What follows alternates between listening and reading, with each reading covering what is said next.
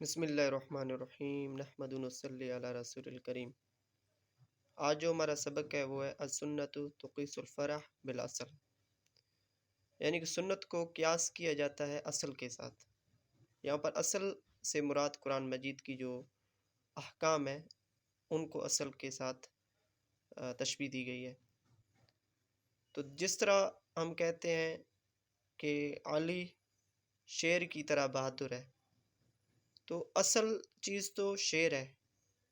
لیکن علی کو ہم نے تشبیہ دیا شیر کے ساتھ کیونکہ اس میں بہادری ہے۔ اسی طرح جو سنت ہوتا ہے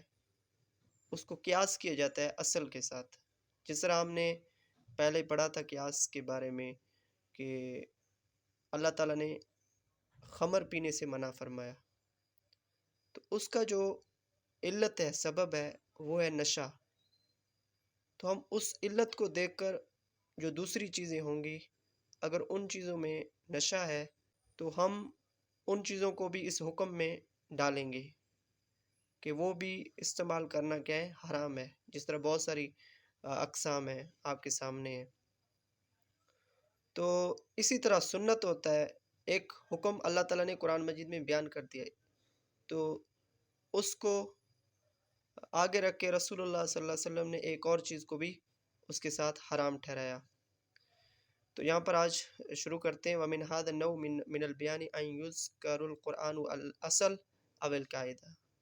یعنی قرآن کو تو اصل اور قاعدہ کہا جاتا ہے، دون ان یبین ما يدخل تحت هذا الاصل من جزئیاتی، کہ وہ واضح کرتی ہے اس کے نیچے، جو اصل کے نیچے جو چیزیں ہوتی ہیں جزیات سے، وہ سنت واضح کرتی ہے۔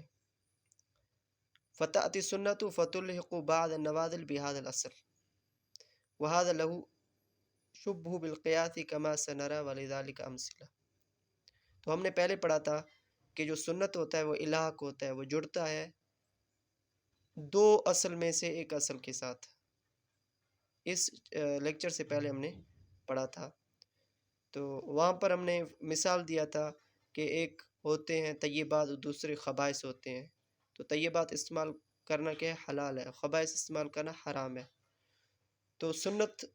ایک اصل کے ساتھ جڑا، یعنی کہ جو خبائث ہے اس کے ساتھ جڑا، تو اس کے بارے میں سنت نے متعین کیا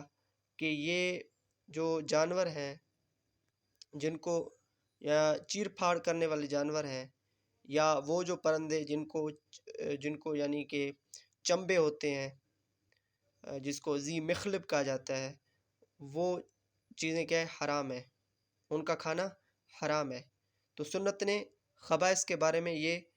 اصول بتا دیا، یہ واضح ہمیں، یعنی کہ یہ تفسیر ہمیں بتا دیا سنت نے۔ تو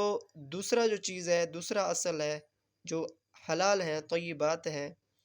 ان کے بارے میں ہمیں پتہ چل گیا کہ اگر وہ ذی مخلب ہے یا ذی ناب ہے تو ان کو چھوڑ کر سب چیزیں کیا ہیں، حلال ہیں۔ تو سنت نے ایک اصل کے ساتھ الحاق کیا، تو دوسرا چیز ہے وہ آٹومیٹک ہم نے متعین کیا کہ وہ چیزیں حلال ہیں۔ تو جس طرح بکری ہے، جس طرح گائے ہے، جس طرح بھینس ہے، تو ابھی ان کو کیا ہے، ذی ناب نہیں ہے۔ اور اگر پرندوں کو دیکھا جائے، کبوتر ہے، مرغی ہے، اور بہت سارے اس طرح کے پرندے ہیں، تو وہ ذی مخلب میں نہیں آتے، تو اس لیے حلال ہیں، جائز ہیں کھانا۔ یہاں پر اس مثال کے ساتھ سمجھتے ہیں، ان اللہ تعالی حرم الجمع بین الاختین ثم قال، اللہ تعالیٰ نے حرام کیا دو بہنوں کو ایک شخص کے نکاح کے نیچے،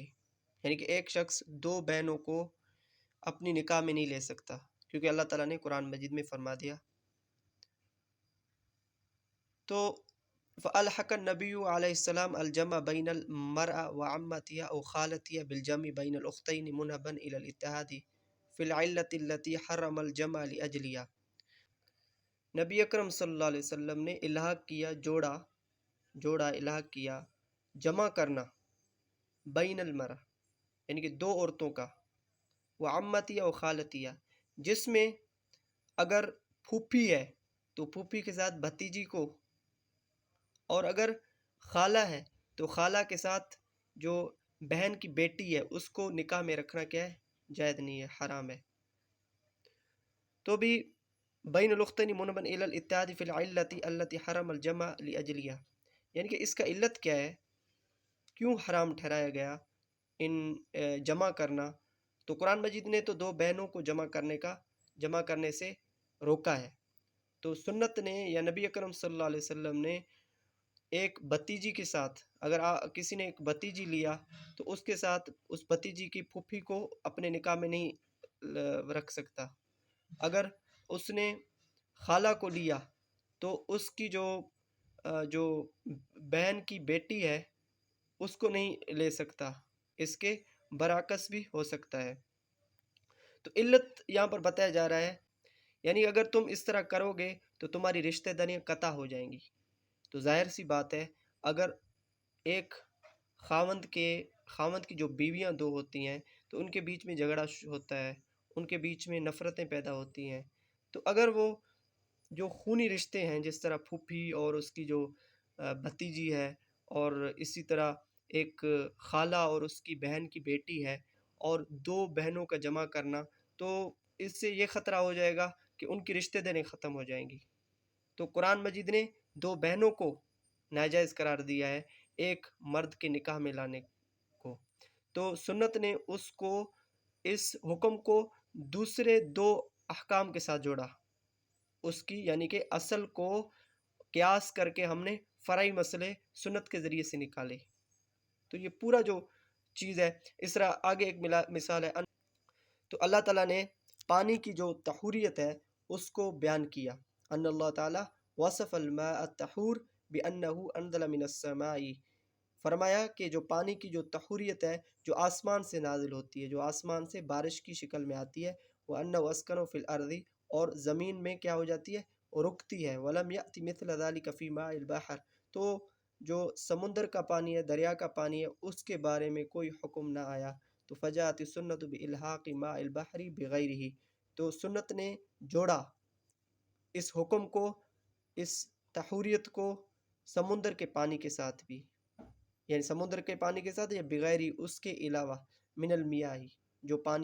جو قسم کے پانی ہوتے ہیں۔ آپ صلی اللہ علیہ وسلم فرمایا هو الطہور ماؤہ الحل میتتہ، اس کا جو پانی ہے وہ پاک ہے، اس کا مردار حلال ہے۔ ہم پڑھ چکے ہیں احادیث الاحکام میں،